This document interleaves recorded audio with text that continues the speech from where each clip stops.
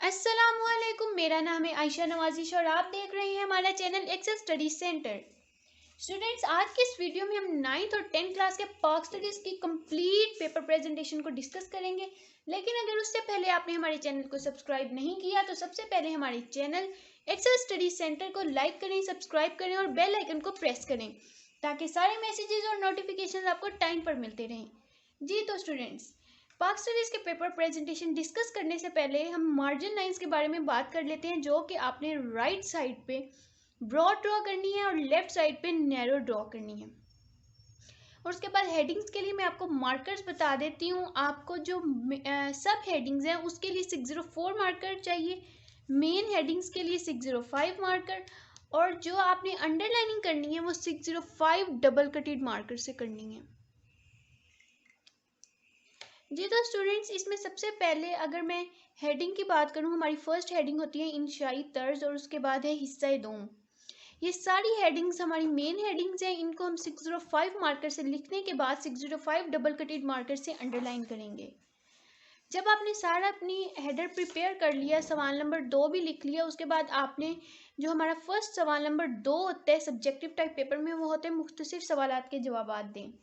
तो ये आपने एक छोटी सी हेडिंग लिख देनी है और उसके बाद पार्ट मेंशन करने हैं।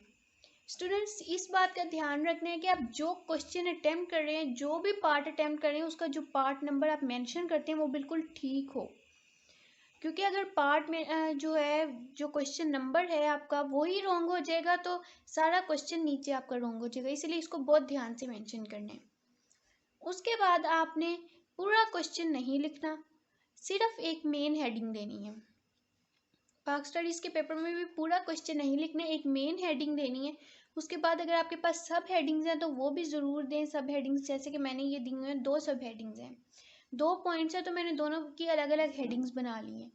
इसी तरह आपने भी पूरा क्वेश्चन नहीं लिखना। हमारे पास ना ही तो इतना टाइम होता है पेपर में और ना ही इतनी शीट्स होती हैं।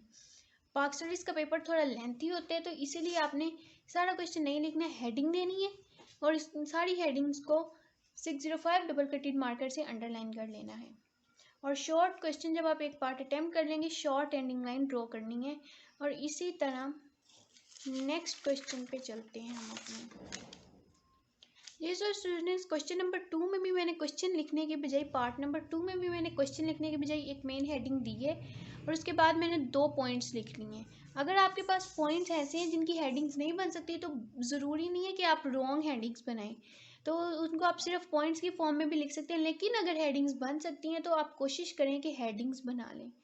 और क्वेश्चन करते हुए 1 या 2 जो कीवर्ड्स हैं उनको मार्कर से लिख लें, हाईलाइट कर लें, बोल्ड कर लें, ताकि वो चीज़ें वाजे हो जाएं और उससे आपके क्वेश्चन की जो लुक है वो बहुत ही प्यारी हो जाएगी। इसी तरह पार्ट नंबर 2 अटैम्प्ट करने के बाद हमने शॉर्ट एंडिंग लाइन ड्रॉ की है 605 डबल कटेड मार्कर से। इसी तरह सेम वे में मैंने क्वेश्चन नंबर 3, जो कि इसका हमारे क्वेश्चन नंबर 2 का पार्ट नंबर 3 है, वो अटैम्प्ट किया है, जिसमें मैंने लिखा है नेपाल का तारुफ। इस तरह आप इसमें भी मैंने 2 कीवर्ड्स बोल्ड किए हैं, मार्कर से लिखे हैं, और जब मेरा सारा क्वेश्चन कंप्लीट हो गया तो शॉर्ट एंडिंग लाइन ड्रॉ कर दी है। ये बिल्कुल इसी तरह सवाल नंबर 4 है और बाकी सारे question question number 5 part number 5 है उसका, जिसमें मैंने एक मेन हेडिंग दी है। और उसके बाद अगर आपकी सब हेडिंग्स बन सकती हैं तो ज़रूर बनाएं, जैसे मैंने ये 2 और पॉइंट्स में सब हेडिंग्स बनाई हैं। और इसी तरह जब मेरा पार्ट नंबर 5 अटैम्प्ट हो गया तो शॉर्ट एंडिंग लाइन ड्रॉ की।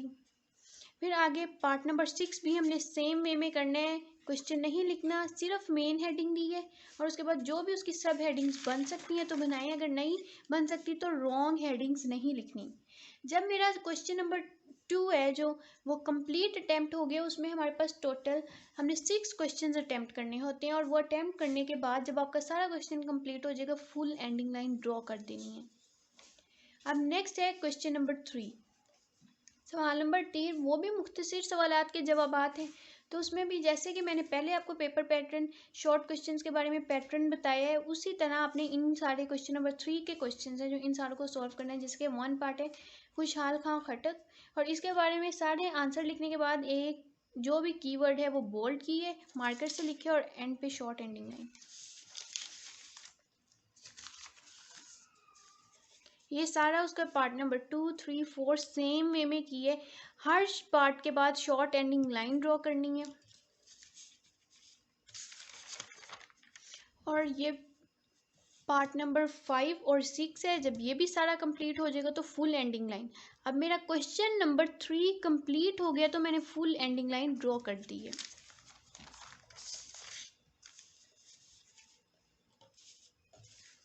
नेक्स्ट आ जाते हैं लॉन्ग क्वेश्चंस की तरफ। जी तो स्टूडेंट्स, लॉन्ग क्वेश्चन हमारे जो होते हैं पाक स्टडीज़ में होते हैं हिस्से 2 में आते हैं तफसीली सवालात के जवाबात। ये 2 हेडिंग्स आपने देनी है और उसके बाद सवाल नंबर 4 आपका स्टार्ट हो जाएगा। आपका जो भी क्वेश्चन है इसके 605 मार्कर से ये सारी मैंने मेन हेडिंग्स दी हैं। इसमें मेरे पास क्वेश्चन था नफाज इस्लाम के अहम पहलू। इसके बारे में जो भी 1 और 2 लाइंस आपने लिखने के बाद उसके बाद लॉन्ग क्वेश्चन में स्टूडेंट्स आप सिर्फ ऐसे ही लिखते ना जाए। लॉन्ग क्वेश्चन में अगर आप हेडिंग्स के बगैर लिखेंगे तो आपको फुल मार्क्स कभी भी नहीं मिलेंगे। इसीलिए लॉन्ग क्वेश्चन में हेडिंग्स बनाना ज़रूरी है। आप कोई बेशक अपने टीचर्स से पूछ लें, बेशक किसी और हेल्पिंग बुक है जो आपके पास है उसमें हेडिंग्स अच्छी हैं तो उधर से देख लें, लेकिन लॉन्ग क्वेश्चन में हेडिंग्स बनाना कंपलसरी है। इससे आपका लॉन्ग क्वेश्चन बहुत ही प्यारा हो जाएगा और आपको लर्निंग करने में भी जो हेडिंग्स अगर आप बना लेंगे तो लर्निंग में भी आसानी होगी। अब जैसे मेरी फर्स्ट हेडिंग ये है, शरई अदालतों का क़याम। मैंने लिखने के बाद जो भी इसका मैं मटीरियल है वो लिखूँगी।